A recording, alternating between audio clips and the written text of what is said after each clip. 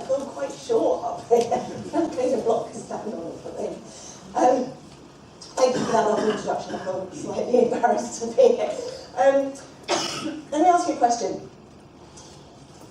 If I went out onto the street and asked a random person to draw a scientist or an engineer, what do you reckon they'd draw? Give me some hands up or shout out. A man. A man, yes.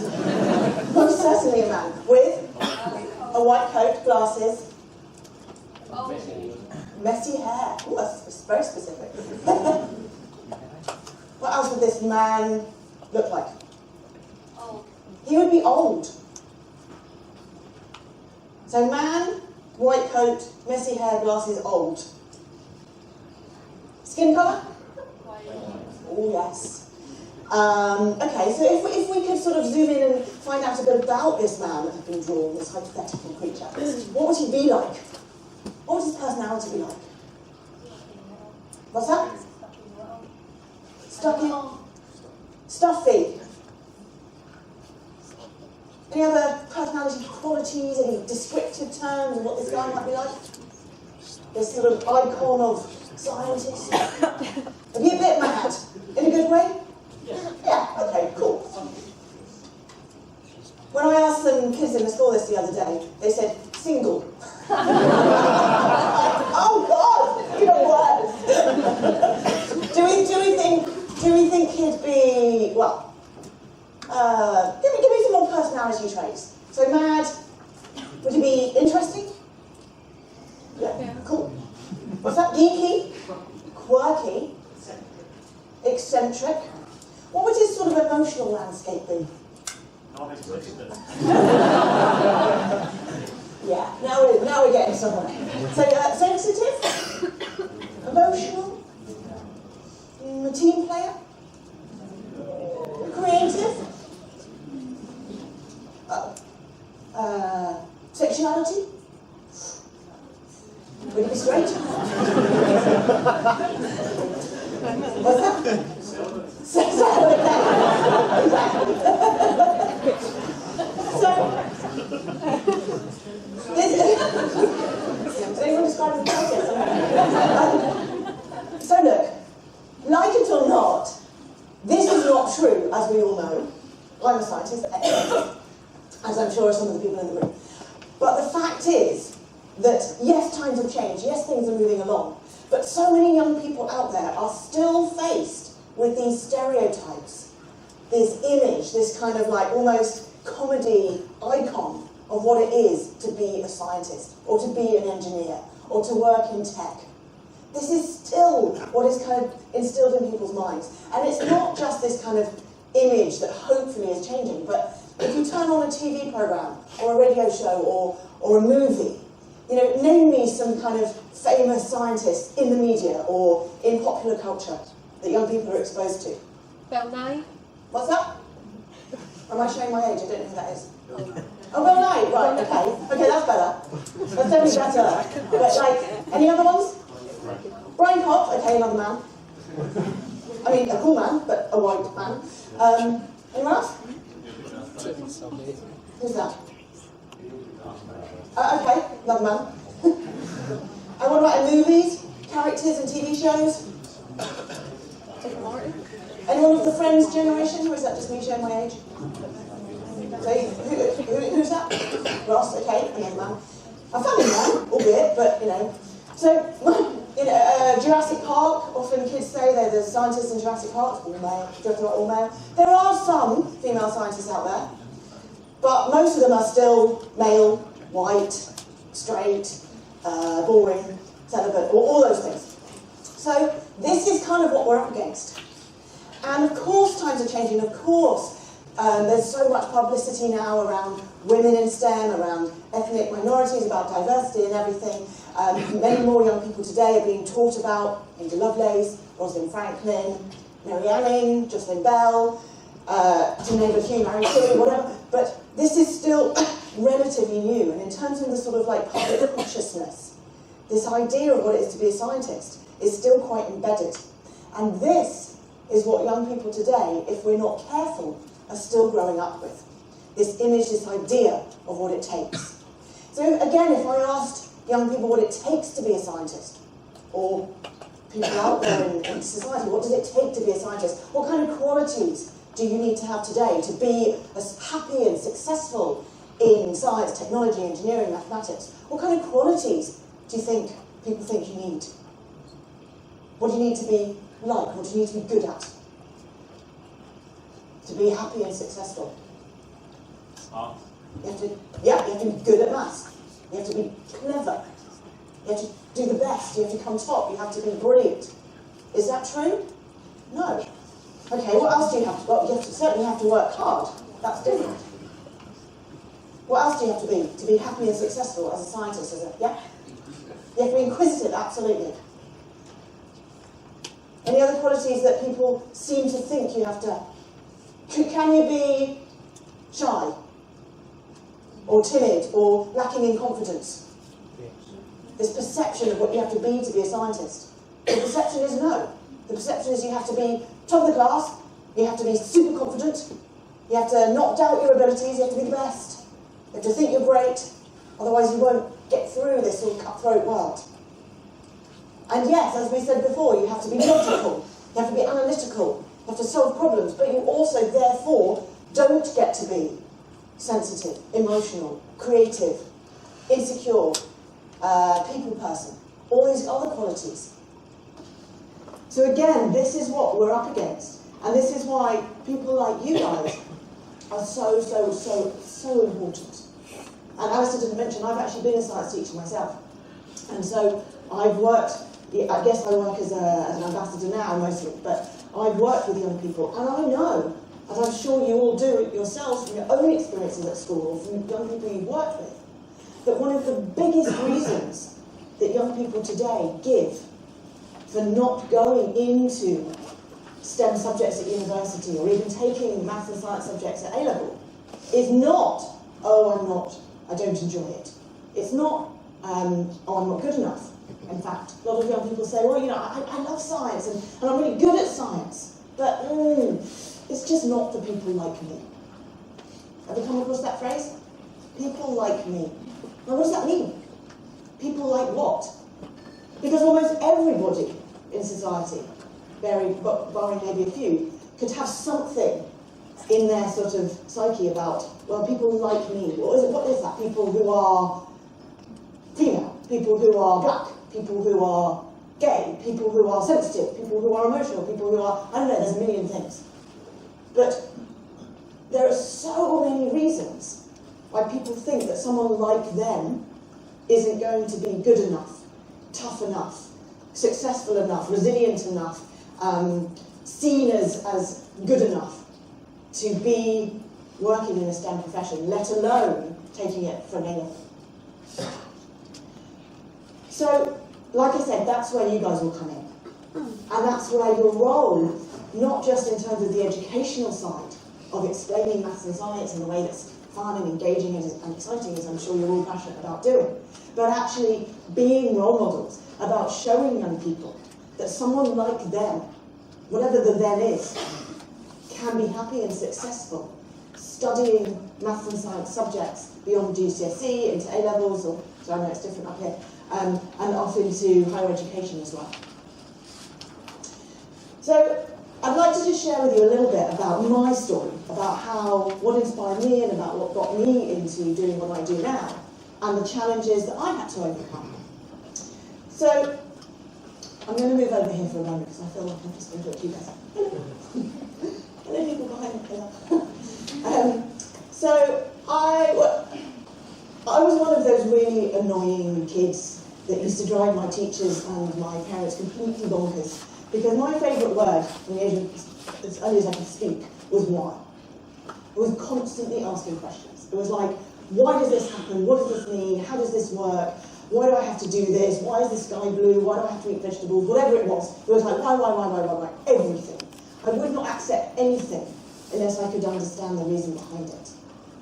And yes, it drove people mad, but I was really, really fortunate because I had people around me who would answer my questions to the best of their ability and who encouraged me to keep asking those questions.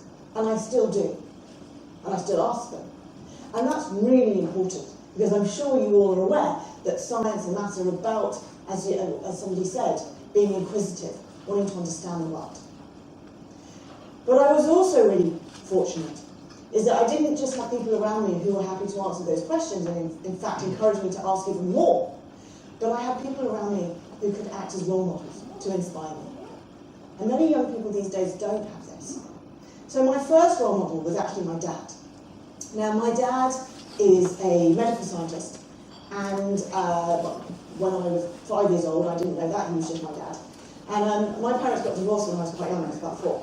And so I didn't actually get to spend much time with my dad, and the time we did have together was really precious. And I seem to remember that we seemed to always be going on long car journeys. Now I'm sure this wasn't the case, but you know how you have this like selective memory of when you're a child. Like, just whenever I think of my dad, when I'm sitting in the car with him, I don't know where we were going. It's probably only 10 minutes or something, but it seemed long. And I remember that we used to have what he called theory afternoons.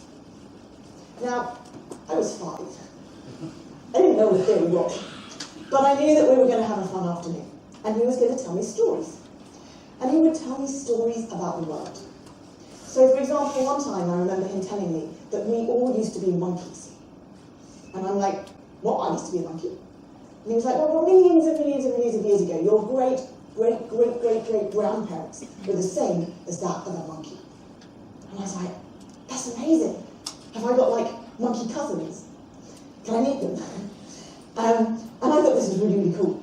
And it wasn't until much later on in school, not that many years later, when I started to learn, that I suddenly realised that this, of course, was the theory of evolution. And I was like, oh, that's what he meant. And then another time I remember him telling me that if I was to travel really, really, really fast, time would slow down. And I'm like, what? I could get in a spaceship and like, can I go backwards? And he's like, I'm not sure about that, but you can certainly get it to go slow. And again, it was many, many years later when I was studying A-level physics that I learned, of course, that this was the theory of relativity, and he was talking about time dilation. But my favourite story that he told me is that he told me that he's colourblind. Anyone here colourblind? Okay, cool. So we've got just one person. So as you can probably see from this and from my dad, colourblindness is more common in men. So my dad explained it all to me and explained how he sees different colours to me, and I thought it was fascinating. I wanted to know all about it. And he was like, well, what's really interesting, he said, is that I'm colourblind and you're not. And I was like, well, that's not weird. I'm a little girl, you're an old man. There's plenty of differences between us. And he was like, yeah, but your children one day, if you have them, might be. And I was like, what? You mean there's something that you have that you've sort of given me, but it's hiding away somewhere, sneakily hiding inside of me, and I don't have it, but I could then give it to my kids. And he's like, ah. And he said, because it's more common in men, what's even more interesting is that if you have children with someone who's colourblind, you could get something very rare and very exciting scientific rarity, a colourblind female. And I was like, right, I need to do that. My last boyfriend was in fact colourblind. And I don't think our relationship did very well from the fact I kept saying, we need to have a little go, just to see if it's true. Anyway, we didn't do that. Probably why. But my point is that later on in school that I learned, of course, what he was talking about is the theory of inheritance, and these little sneaky things hiding away inside of me were, of course, genes, and we were talking about DNA. But my point is this. First of all, is he made science seem easy. He made it feel like it was just part of everyday life. He made it feel relevant to me. And he made it feel that it wasn't these weird big concepts, but just fascinating stuff about the world around us. And I learned all the terms and the words later on. But it was just cool stories. So that's what really inspired me, to have this fascination to understand and find out about stuff that's going on in my everyday life and in the world around us. Now, as I was going through school, I also had some other really powerful role models, because I realised I was fortunate in the sense that my dad is a scientist. But of course, I'm talking about teachers. Now, I was fortunate, unfortunate, however you want to see it, I went to an all-girls school. So in some ways I was very fortunate, because given that I was surrounded by girls, I never had to face the challenges of being in a mixed-sex environment until later on, which I'll come to. And it can be challenging, particularly for girls, but also for some boys as well. But it can also be a very beneficial way to learn. But what it did mean was that it never occurred to me that it was anything out of the ordinary for a girl to want to be a scientist. And that was really supported by the fact that I had some wonderful, wonderful teachers who were brilliant role models, both male and female, I hasten to add. This isn't about saying that girls need girls or women in order to inspire them. They just need people who believe in them. And if some of them are women, even better, just so that there's diversity. But it just so happened that my maths teacher was a woman, and she really inspired me because she taught me maths from the bottom up. It wasn't just here's a formula, here's an equation, here's a proof, or whatever it was. It was like, this is why. This is how you do it. Even really young, when you could just get away with teaching the top line. Because I would always be like, why? I don't understand. And then she would explain it from the bottom up. And that really helped me to feel safe. It helped me to really get it. That if I forgot the final answer or the final equation, I could just go back to first principles and work it out. And that's been something that's underlined my entire scientific career going forwards. And when I worked as a teacher, it's like, if I can help people to understand it from the bottom up, to be able to work it out themselves if they forget the solution or the equation or the top line, that is a skill. And that is a skill, it's not even a skill, it's like an ability that then people can go out into the world feeling safe that they can get there themselves. It's like that phrase, you know, what was it? Give a man a fish and you'll feed him for a day, teach him to fish and you'll feed him for life. And yes, you could say that about teaching and education in general, but particularly for me around sciences and around maths, where it's like, you know, do you learn x equals blah, blah, blah, or the gradient of a graph or whatever? Or do you teach how to figure it out and why that's the gradient of the graph and what it means, you know, along and up, whatever it is. And that's what my maths teacher gave me, and it's just helped me to feel safe going out into the world ever since. And then I had some wonderful science teachers. My biology teacher was a guy, he was a gay guy, so that, you know, helped me to see diversity in the world as well. So that was very normal in my education. And my two physics teachers were actually both women. And that was really inspiring because they were wonderful women, and it didn't occur to me, oh, they're women. I didn't think, oh, that's interesting. It was just, that's who they were. So I was very, very fortunate in my education. Very fortunate. And I don't take that lightly in terms of where I've got to in my career. And it instilled in me this sense of anyone can do anything. This sense of people who are believing in me. I would ask loads of questions and the teachers, more or less, would take the time to answer them. There was always a sense of inclusivity in the classroom, of like different people being allowed to learn in different ways. I learned by asking questions all the time, other people learned in different ways. But I was supported, I was encouraged, and I never felt that there was anything weird or different or out of the ordinary for any choice that I might have wanted to make. Now, in terms of choices, career choices, of course, there were people asking me that annoying question at school that everybody hates, of like, you know, what do you want to do when you grow up? And, but I had a bit of a problem.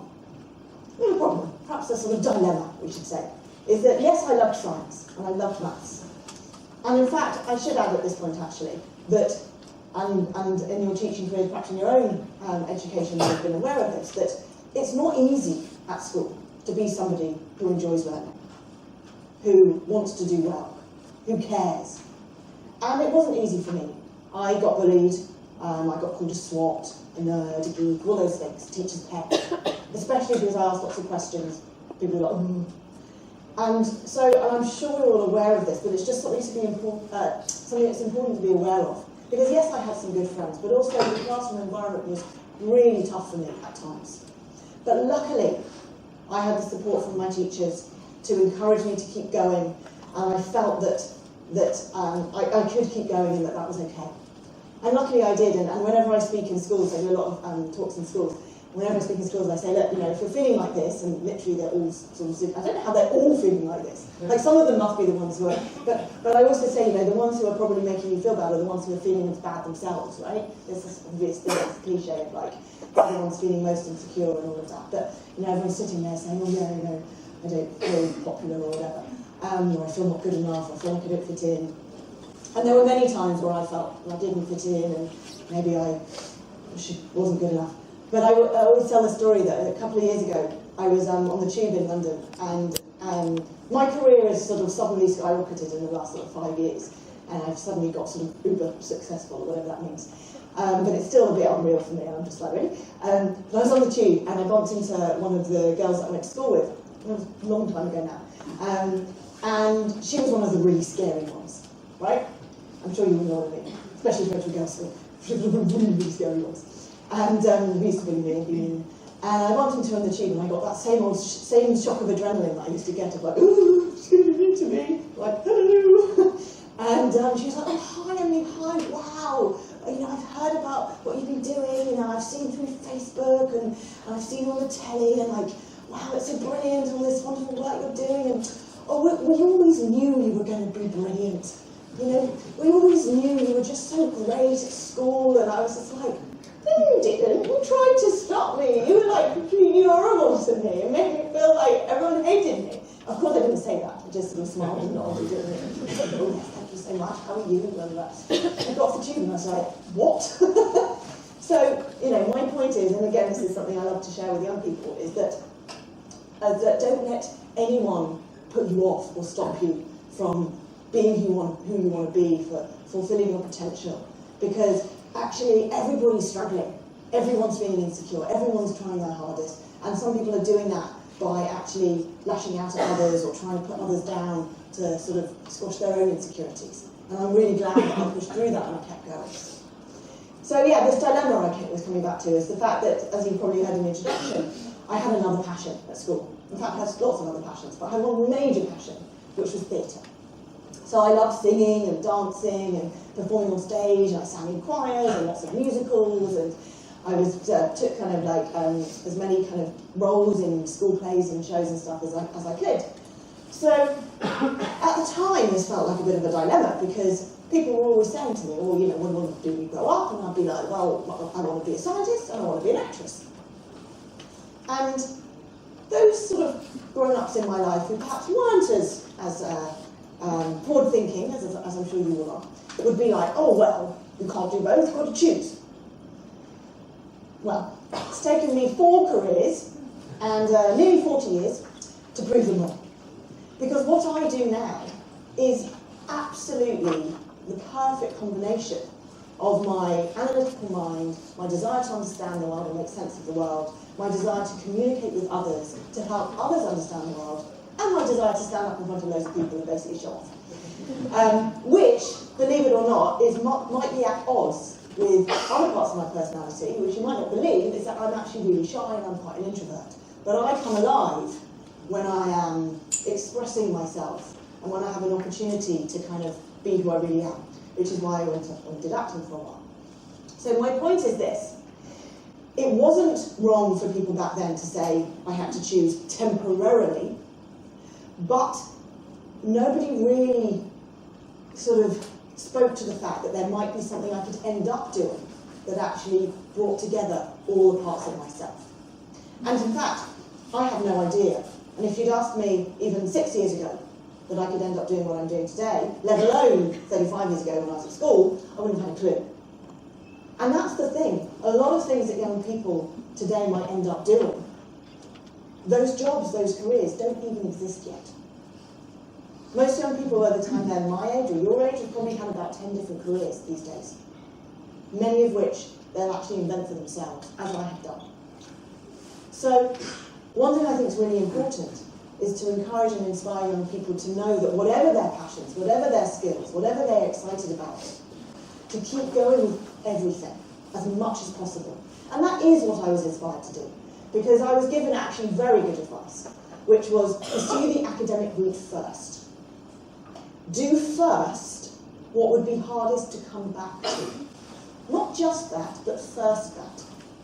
And of course, for me, that was science, because it would have been harder to come back to a science higher education if I'd gone off and wanted to be an actress or a singer a little bit first. Of course, I could have done it, but it was probably the most straightforward route, was to go down the science route first. And that was like gold advice, absolute gold advice. But also the advice to keep on going and pursuing all the things I love doing as well, not to give it up, and to keep believing that maybe someday there'd be a way to kind of integrate these different parts of myself that at that time felt really split off. Because for most of my life, until really the last few years, I've had a sort of double life. You know, the part of me that loves science and the part of me that loves performance and theatre and self-expression.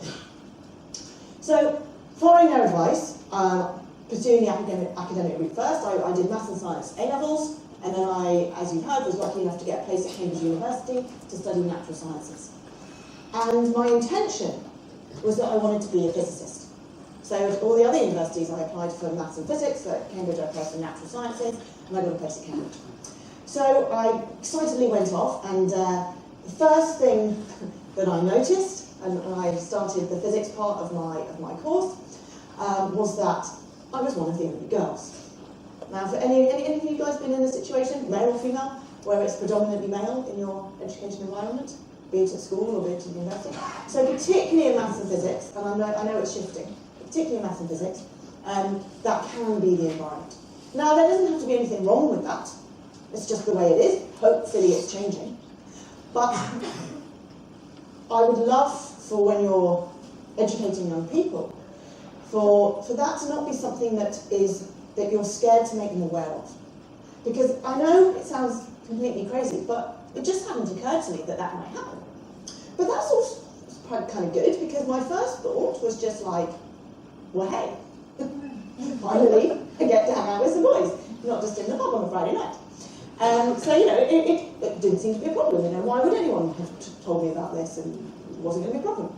But very quickly, I started to lose my confidence.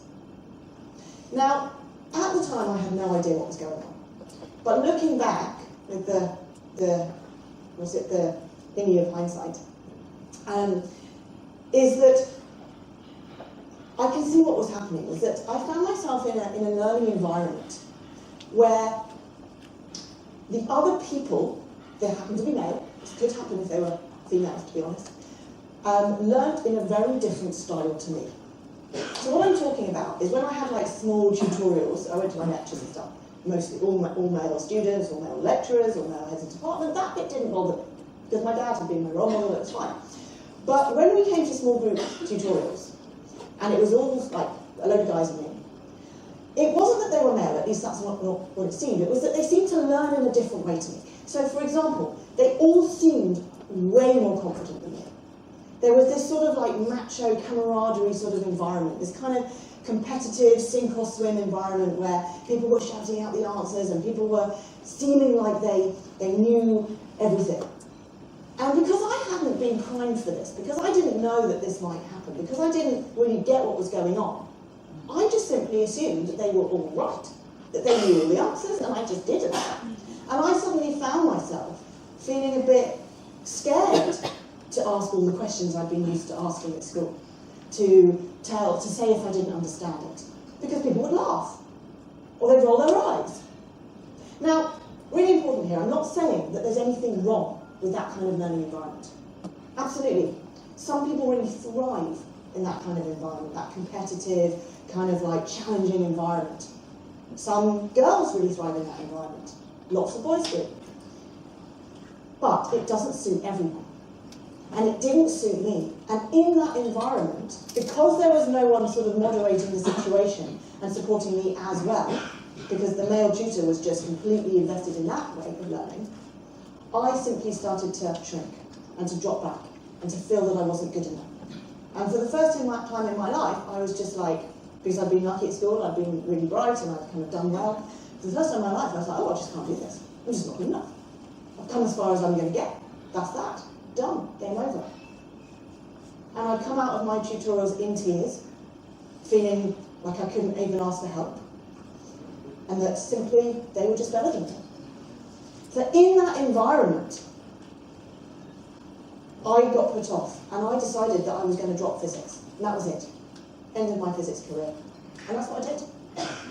Now, at the end of the first year, I still had to sit the physics exam, because I had to get through a year of it before I was allowed to leave. And I came out of that exam in tears, as was my tendency, because that's the sort of annoying person I always was the one who always kind of cried and thought I'd got everything wrong. But in this case, I was like, no, really, I can't do this. And all the boys came out laughing and joking, saying, oh, what, you wrote 52? Duh, it's obviously 512, you're so stupid.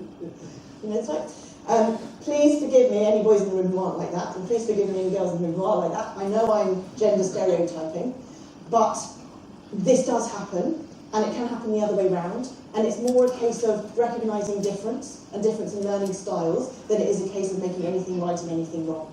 And I hope that you will see that I'm not making anything right or anything wrong, I'm simply saying that it didn't work for me. Guess what happened when the results came out?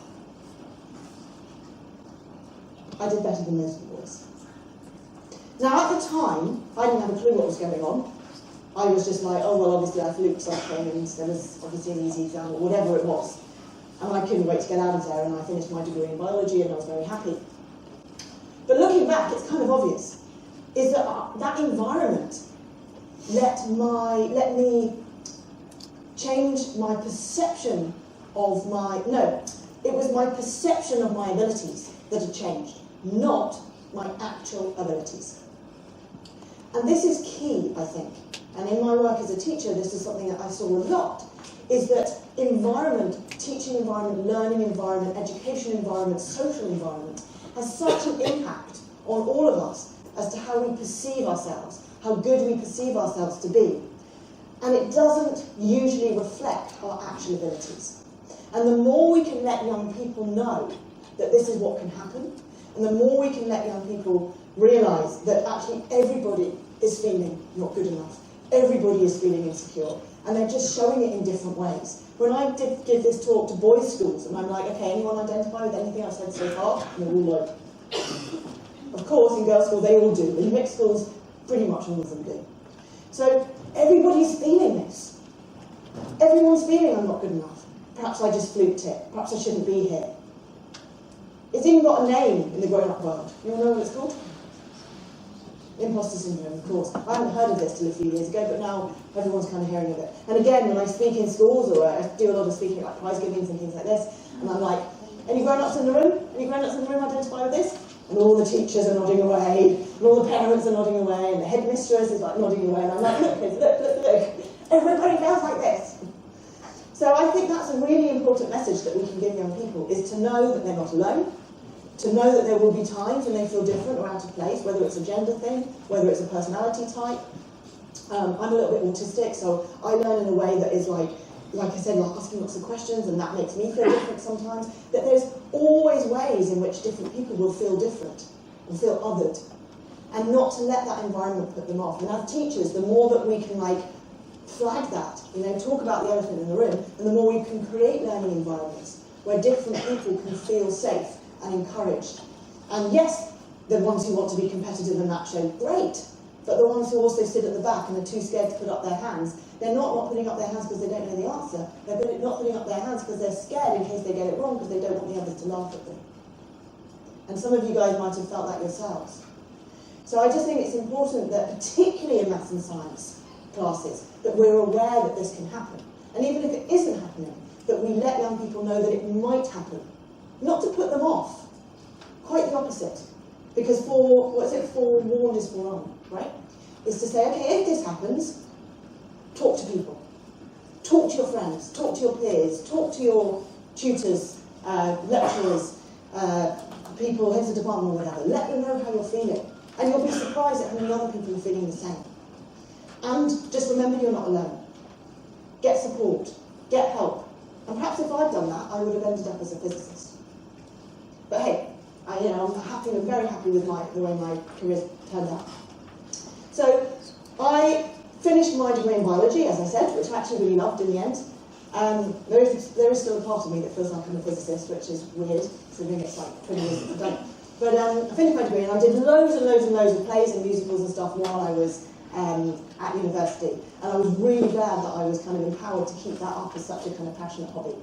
Then I went up to Manchester and I did a PhD in cancer research. I was doing molecular biology and genetics. And again, I did lots of plays and musicals while I was doing that as well, so I had this sort of double life. But again, very quickly into my PhD, I started to feel out of place again. Now this time, I can't put it down to being female in a male world, because actually it was mostly women in my lab. But this time, it felt like it was much more about personality than about learning differences. And my personality was that I know I don't seem it, but I've said I'm quite insecure, I need a lot of reassurance. I drive people mad in that way, but that's just who I am. I'm very, very sensitive. And I found myself in an environment that just happened to be, dare I say the word, quite masculinized environment. Yes, it was many women, but who had been themselves indoctrinated that the way they had to be successful in science, and it goes for most male-dominated careers, was to sort of be quite traditionally male in terms of like solo working and very competitive and quite kind of cold and rational and unemotional, and it didn't work for me. I needed more support than that, I needed more encouragement, and again, in that learning environment, which not all science environments are like that, I was unfortunate, but that was the environment I was in. I was hugely respectful of the way that they worked, and they were very successful, but it didn't suit me, and I felt different again. And I used to go out at lunchtime and go see my boyfriend and just burst into tears every day and say, I don't fit in, I'm a bit weird. And I found myself saying those phrases that I started off with at the beginning, oh, I'm just a bit too sensitive to be a scientist. I'm a bit too emotional. I'm a bit too creative. I'm a bit too kind of festy, a bit too dramery. Because that's how I ended up feeling. And now, 15 years later, I've kind of come full circle and gone, what? That's crazy. Because actually science needs people who are sensitive and emotional and creative. And we're not trained in that. We're not taught that at school. We're taught, at least I was, that science is all about logic and thinking and analysis and solving problems. Young people aren't shown the importance of so-called soft skills, so-called qualities that have traditionally been ascribed to women, but actually are just as valuable and just as innate in men. It's just that, in fact, it's many men who are struggling in our social environment where being emotional and sensitive is stigmatized. Actually, it's a lot of men who really struggle with this, and the work I do in boys' schools is just as important, actually saying to the boys, it's okay to be sensitive, it's okay to be emotional. And to say to the girls, you know, if you're in an environment where that's sort of people try to stamp that out of you, don't listen to it, it's okay. And in fact, I've now sort of come absolute full circle, because at the time, this idea that I'm too sensitive, I'm too emotional, I'm not tough enough, I'm not strong enough, I'm not resilient enough to be a scientist, I don't fit into this kind of weird, cold world, this was rubbish. This was this idea I had instilled in me. And actually, if I'd again had some teachers or role models to show me that that wasn't the case, I would have stayed in science, maybe. As it happens, I didn't really enjoy lab work. And that, combined with the fact that I felt I didn't fit in, meant that I did push through and get through clearing my PhD, because my schooling and my teachers taught me absolute intelligence and resilience and tenacity. But as soon as I finished my PhD, I was like, right, I'm done. I went to drama school and did the other thing that I was passionate about, and was like, I don't ever want to see a science book ever again. It was that intense. So I trained as an actress and as a singer, and I spent the next 8 years working in plays and musicals across London and across the country. But a few years into that, I started to realise actually I do love science, and I miss it. And I miss that way of thinking. I could apply that in some ways to my theatre. And actually, it's a really good point, actually, is that in any profession, those transferable skills of thinking like a scientist, of analysing the world and making sense of the world, are actually hugely important. I used those analytical skills as an actress to understand a character. I remember a director saying to me once, okay, I know you can write an essay on Lady Macbeth, can you play her? And I was like, oh, sorry. I was like analysing the character to like the umpteenth degree. But it's important. You know, whatever profession you do, it's important to be able to analyse, to understand, to gather data, to collect information. And that's what science teaches you to do, right? But I started to miss the actual science itself. So that's when I started to work part-time as a science teacher. So I got some work in a local school, I worked as a maths and science teacher, and I started to take on a lot of private students as a tutor. And that's when I started to remember how much I loved the sort of analytical side of science and maths. So for a good few years, I had this sort of double life of like science teacher by day and performer by night. But the theatre world, as I'm sure some of you might be aware, was really, really tough. And in terms of resilience, I mean, I got through about 7 years of just sort of tenacity and resilience and bounce back ability, as someone called it, and getting through all the rejections and all the knockbacks, and getting a few good jobs, but mostly getting rejections and knockbacks. And then eventually it kind of took it out of me. I was like, I've had a great run of this, I've had some great jobs, I've had lots of times where I haven't got great jobs or nearly got great jobs, and I'm kind of done with this. So in my early 30s, I left the acting world. I was still doing a little bit of teaching, but I knew that wasn't quite right for me. And I had, quite honestly, a bit of a breakdown. And I spent a good few years really in a dark place, really not knowing where I wanted to go or what I wanted to do. And it was very, very tough. And again, this is something that I'm not ashamed to share with young people, to say, actually, I had mental health challenges. I needed to look after my mental health, my spiritual health, my physical health. I'd been pushing myself too hard, and basically I burnt out. And this can happen, especially if you're someone who's very driven and really kind of determined to succeed, as I was. And it really took its toll on me. And eventually, and what was important during that time was to get support. Was to get support, encouragement, to talk to my friends, my family, to see a counsellor, a therapist, to work out what it was that was going on and what I wanted to do next. Both emotionally, but also with my career. And I had no idea. I felt like a square peg in a round hole. I was like, I haven't fitted into any worlds, and I don't know I don't know where I'm ever going to fit in, I don't know where I'm ever going to be happy, and I felt like an absolute failure. Like I failed as a scientist, I failed as an actress, and I failed as a teacher. And this was me really 7 years ago, not that long ago. And then eventually, an opportunity came along through a scheme that the BBC were running called BBC Expert Women. And this scheme was launched by the BBC in an attempt to boost the representation of female science experts and other subject experts in the media. Because it had not escaped their attention that if you turn on the TV or the radio and there's someone talking about maths or science or politics or business or economics, it tends to be men. So they launched this scheme. On paper it had my name all over it. They just wanted to offer a day's media training to people with a science background who were female and who had some passion for communication. And in reality, I got in my bed, put my duvet over my head and burst into tears. I was like, no way am I even going to apply for this. My confidence was just shot to pieces.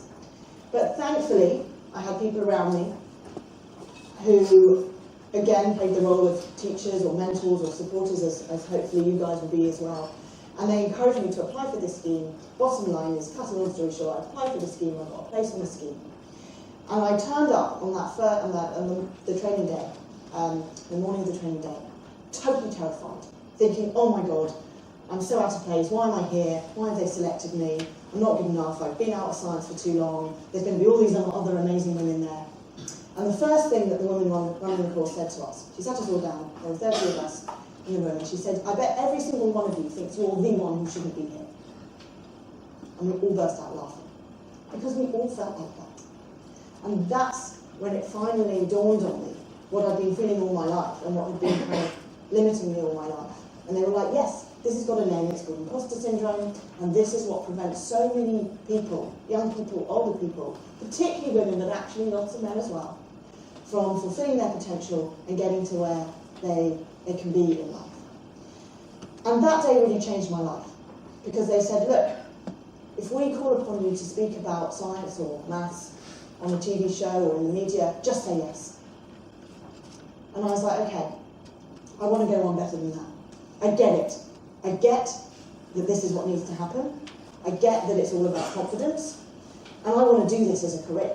I want to talk about maths and science on the telly and go into schools and give talks and write books and do all sorts of cool things. I want to do this as a job. And they were like, no, doesn't exist. That's not a job. Go back to your day job. Don't call us, we'll call you. In not quite so many words. But that was basically the sense. And I was like, I don't have a day job. I've been feeling miserable for years and years. I don't know what I want to do. I work a bit as a teacher, which I love, but I want to do this. So I've spent the last 6 years now creating my own career, piecing it together from scratch, from the bottom. And again, this is something that I think is really important to inspire and to let young people know is that this is possible. It's hard, it's challenging, you have to be really focused and passion is really important. It's finding something you want to do. And finally, at the age of whatever it was, 33, I was like, this is something I'm passionate about. This is something I want to do. This makes sense for me. It brings together the teacher in me, the scientist in me, the performer in me, the communicator in me. This brings it all together. This is what I want to do. And it took time. I made my living as a tutor for the first 3 or 4 years. And it took time. I made a website that said Science Communicator. I didn't even know what a science communicator was. Talking about imposter syndrome, I was like, I'm just making this stuff up. I went to events at the Science Museum and made little business cards and handed them out that said Science Communicator. I went to talks. I emailed every TV and radio production company that I could find that made science content and said, can I come and talk to you? I got in touch with news programmes and radio stations. I got in touch with schools and universities. I went to events. I did all sorts of crazy stuff. I milked all my possible contacts and networks and everything as much as I could. And I just worked at it and worked at it and worked at it. And eventually, stuff started to change. And eventually I got, I was going to say a lucky break. Yes, it was lucky. But I was also sowing all the ground seeds, all the groundwork.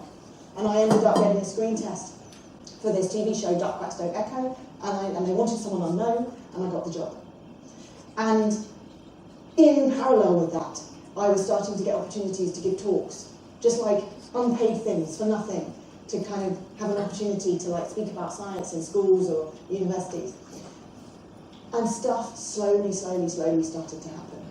And again, this is something I think it's important to let young people know, is that people who are successful and out there doing like famous things or brilliant things in the world, some of them, yeah, just hit it lucky, X Factor, whatever. But most people, like Brian Cox, he like pushed away for like 10, 20 years. Yes, he was a guitarist in a band, great, but he also pushed away with his science and all of this for many years before he finally suddenly shot to big time and everyone's like, oh, he just appeared. No, he didn't. It's the same with all famous actors, they just appeared. No, they didn't. They played bit parts and rubbish things forever and ever and ever until they got their break. And they put in the hours and they put in the time. So, as part of my career now, I know I need to finish, don't I? Yeah, I need to finish now. Right, yeah, I've just realised I've gone over time, sorry.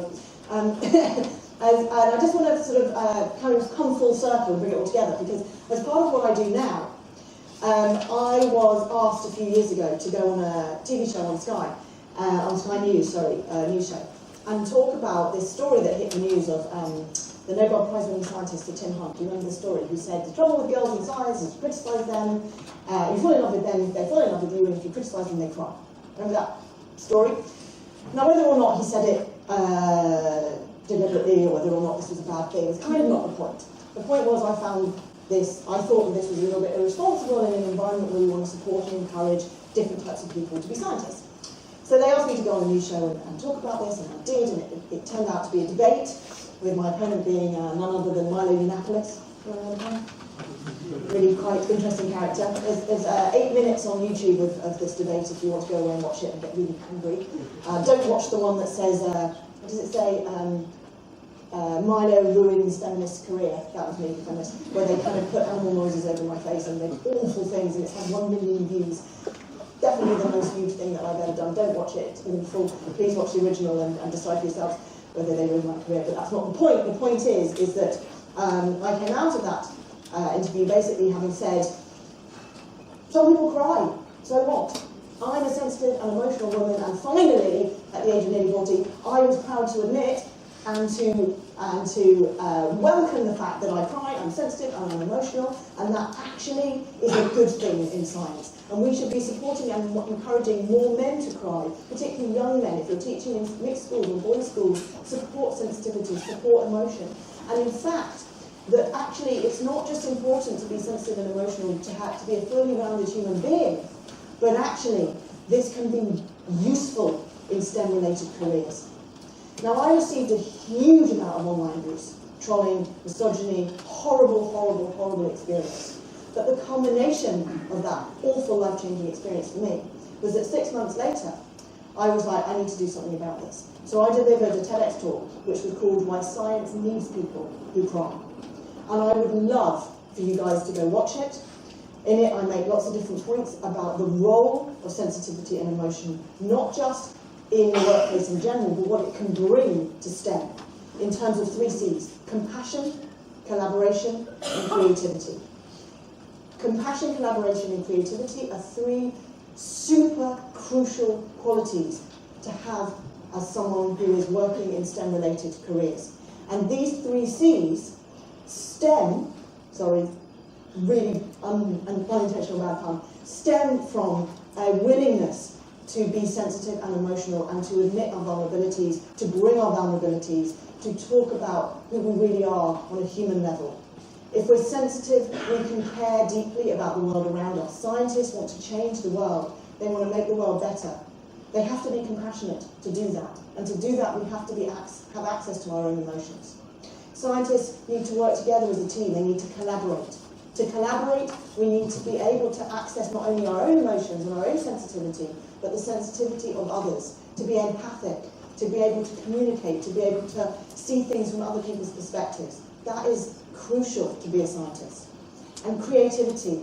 I'm sure you all know wonderful stories of creative scientists who've changed the world. Einstein said imagination is more important than knowledge. And creativity comes from a willingness to be able to express what's really there for you. It's scientifically proven that to be creative, our brain needs to oscillate between periods of intense focus and intense relaxation. How can we relax if we're not allowing ourselves to be sensitive, to express how we're feeling, to let ourselves feel, to let the emotion come out, rather than bottling it up and turning it inwards as stress or anxiety or depression? Suicide is the biggest killer of men under the age of 40, and mental health professionals all agree that our society that teaches young people to bottle up their emotions, particularly men, particularly those going into male-dominated careers, be them male or female, that this is damaging young people, not just on an emotional level, on a mental health level, but in terms of what is needed in these professions to actually make a difference in the workplace. We need people in science and in business and in technology and in politics who are willing to be the fullness of who they are, not just the cold and unemotional and rational side, but actually the fullness of being an authentic and vulnerable and sensitive and emotional person in the workplace, and indeed leader.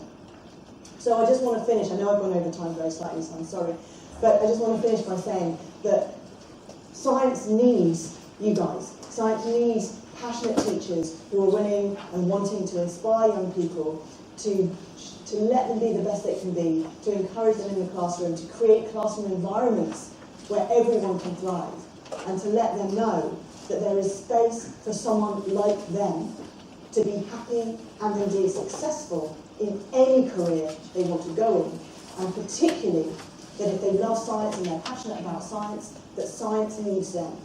Not just even if they cry, but especially if they cry. Thank you.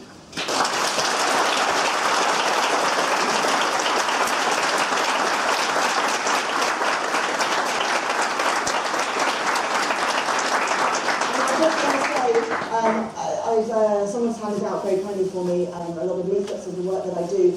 As and when you get into a place where you're in schools and doing work, there's loads of brilliant STEM ambassadors out there who are doing wonderful things in schools. And if you ever want to get in touch with me, to have me to come in, to give a talk or a workshop, or simply just to speak about what other opportunities there might be for other people to do that, please do get in touch. My contact details are all on the flyers, and just keep in touch if you've ever got any questions, if you ever want to talk to me about anything, if there's anything I can do to support the work that you're doing in schools, please, please, please do just get in touch. Thank you.